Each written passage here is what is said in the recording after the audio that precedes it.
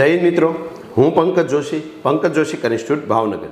મિત્રો, આપ સૌ જાણો છો કે ગઈ તારીખ 14 જૂન 2026 ને રવિવારના રોજ પોલીસ કોન્સ્ટેબલની પરીક્ષા માટે એક પેપર લેવાયું છે અને આ પરીક્ષા ઘણા બધા સ્ટુડન્ટ્સે આપી છે અને આપે પણ આ પરીક્ષા આપી છે। મિત્રો, જ્યારે આ પરીક્ષા લેવાની હતી ત્યારે એના એકાદ દિવસ અગાઉ પણ આપણા દ્વારા એક સ્પેશિયલ વિડીયો બનાવવામાં આવેલો અને ખાસ એ વિડીયો એના માટે બનાવવામાં આવેલો કે પેપર આપતી વખતે કઈ કઈ બાબતોનું ધ્યાન રાખવું જોઈએ। તો આશા રાખીએ છીએ કે વિડીયો તમને ઉપયોગી થયો હશે અને આશા રાખીએ છીએ કે તમે પેપર ખૂબ સારું આપ્યું હશે અને તમે પેપરમાં તમારો બેસ્ટ પ્રયાસ કર્યો હશે, તમે પેપર દરમિયાન તમારું સર્વશ્રેષ્ઠ આપવાની કોશિશ કરી છે એવી આશા રાખીએ છીએ। મિત્રો, પણ આપ સૌ જાણો છો કે જેવું પેપર પૂરું થયું એના થોડાક સમય બાદ જ જુદા જુદા માધ્યમોમાં, સોશિયલ મીડિયામાં છે અને જુદી જુદી સંસ્થાઓ દ્વારા છે એ પોલીસ કોન્સ્ટેબલની આ પરીક્ષામાં SC ST OBC કે જનરલ માટે કે બહેનો માટે કેટલું મેરિટ રહેશે એની ચર્ચાઓ શરૂ થઈ ગઈ છે। મિત્રો, અને બધી સંસ્થાઓ અથવા બધા પોતપોતાની રીતે પોતાના પ્રિડિક્શન કહે છે કે આટલું મેરિટ રહી શકે છે, કટ ઓફ આટલું રહી શકે। હવે જ્યારથી આ પેપર પૂરું થયું છે ત્યારથી ભાઈઓ બહેનોના કેટલાક ફોન કોલ્સ આવે છે કે કેટલાક મેસેજ આવે છે કે સાહેબ કટ ઓફ કેટલું રહેશે, અમારો વારો આવશે કે કેમ, મેરિટમાં અમારું નામ આવશે કે કેમ, આ બાબતના પ્રશ્નો બધા વિદ્યાર્થીઓના મનમાં હોય છે। મિત્રો, અને એ પ્રશ્નો હોવા સ્વાભાવિક છે અને પેપર આપ્યા બાદ આ બધા પ્રકારના સવાલ થાય એ સ્વાભાવિક છે।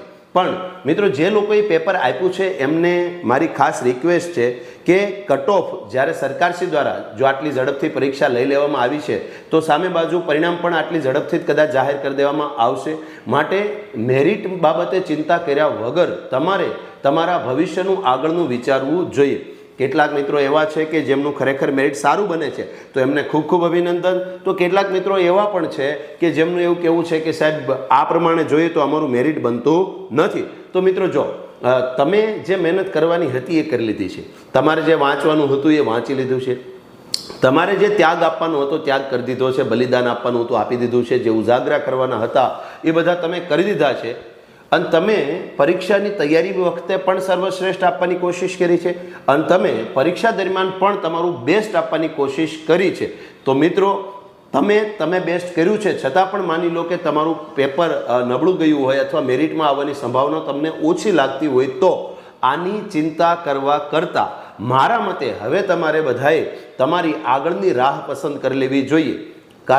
કારણ કે પરીક્ષા પૂર્ણ થઈ ગઈ છે, પેપર પણ પૂર્ણ થઈ ગયું છે અને હવે એના ઉપર ચર્ચા કરવાથી કે પછી એની એ બાબતે ચિંતા કરવાથી તમારા પેપરમાં કે તમારા મેરિટમાં કોઈ પણ પ્રકારનો ફેરફાર થઈ શકે એવી કોઈ સંભાવના નથી। મિત્રો, અને જો ચિંતા કરવાથી જો તમારા પરિણામની અંદર ફેરફાર થાય એવી કોઈ સંભાવના હોય તો પછી ચિંતા કરવા માટેના પણ વિડીયો બનાવવાનું શરૂ કરી દેવું જોઈએ, આવું મારું માનવું છે। બરાબર, પણ હું તો સ્પષ્ટ માનું છું કે ચિંતા કરવાથી કશું નથી થવાનું, હવે એમાં કોઈ ફેરફાર નથી થવાનો। તમે એટલું વિચારો કે તમે બેસ્ટ આપ્યું છે, તમે પૂરી મહેનત કરી લીધી છે, બસ હવે પરિણામ છે એ ઈશ્વરના હાથમાં છે। એ કર્મનો સિદ્ધાંત છે કે કર્મ કરો, ફળની અપેક્ષા નહીં રાખો।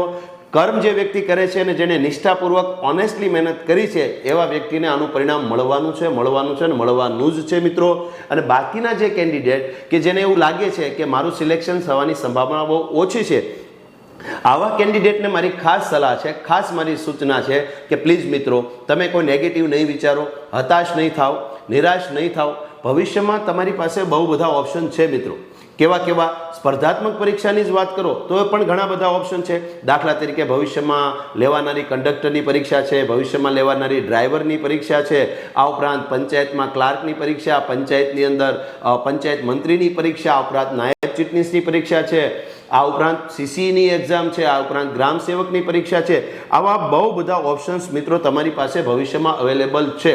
તો મારું એવું માનવું છે કે કોઈ પણ પ્રકારની ચિંતા કર્યા વગર કે કોઈ પણ પ્રકારનો સમય વેડફા વગર તમારે તમારા ભવિષ્યનો રસ્તો પસંદ કરી લેવો જોઈએ અને એના માટેની મહેનત શરૂ કરી દેવી જોઈએ।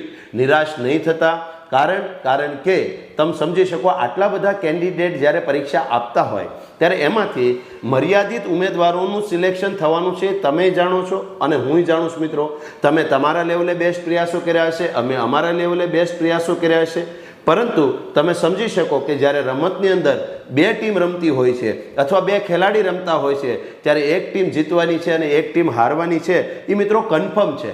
અને આપ સૌ જાણો છો, ઉદાહરણ તરીકે તમે ક્રિકેટ જ લઈ લો તો શું દરેક ક્રિકેટર દરેક મેચમાં સદી મારે છે? તો એ પ્રશ્નનો જવાબ છે કે ના. તો તમે સમજો કે જો દરેક ક્રિકેટર દરેક મેચમાં સદી નથી મારતો તો એ ક્રિકેટર નબળો નથી. કારણ કે એ જ ક્રિકેટર આના પછીની મેચમાં સદી ફટકારે એવું પણ બની શકે અને આના પછીની મેચમાં ખૂબ સારામાં સારું પરફોર્મન્સ કરે આ પણ સંભવ છે. તો મિત્રો તમે પણ એક ક્રિકેટર છો, તમારી પણ આ એક મેચ હતી. માની લો કે તમે એમાં સારું પરફોર્મ કર્યું છે તોય સારી વસ્તુ છે, અને કદાચ માની લો કે તમે એમાં સારું પરફોર્મ નથી કરી શક્યા તો એક વસ્તુ યાદ રાખજો, જેમ ક્રિકેટર 0માં ફેલ થાય છે તો કદાચ આવતી મેચમાં એ સદી પણ મારી દે આ સંભવ છે. તો યાદ રાખજો કે તમે અત્યારે કદાચ સારું પરફોર્મ નથી કરી શક્યા તો એનો મતલબ એવો નથી કે તમે નકામા છો, એનો મતલબ એવો નથી કે તમે જિંદગી હારી જાઓ છો. તમારા ઉપર આખું ભવિષ્ય પડ્યું છે, તમારી આગળ આખું ભવિષ્યનો રસ્તા ખુલ્લા છે મિત્રો. તમે રસ્તો પસંદ કરો. શું ખબર કે આવતી મેચમાં તમે પણ સદી મારી દો મિત્રો. તો આ મારો મેસેજ ખાસ યાદ રાખજો. તો હતાશ ન થાવ, નિરાશ ન થાવ, તમે તમારું બેસ્ટ આપ્યું છે. તમે પણ એક સારા ક્રિકેટર જ છો. કોઈ કારણસર તમે આ વખતે સારું પરફોર્મ નથી કરી શક્યા તો આપણે આવતી મેચમાં એટલે કે તમારી ભાષામાં કહું તો આવતી સ્પર્ધાત્મક પરીક્ષામાં સારામાં સારું પરફોર્મ કરશું ને મેરિટમાં આપણે આપણું નામ લાવશું. આવા એક પોઝિટિવ એનર્જી સાથે, એક પોઝિટિવ ઉર્જા સાથે તમારે મિત્રો કામ કરવાનું છે. સમય નહીં વેડફતા આગળની જે કઈ સ્પર્ધાત્મક પરીક્ષા લેવાની છે એની તૈયારીમાં મિત્રો લાગી જાઓ.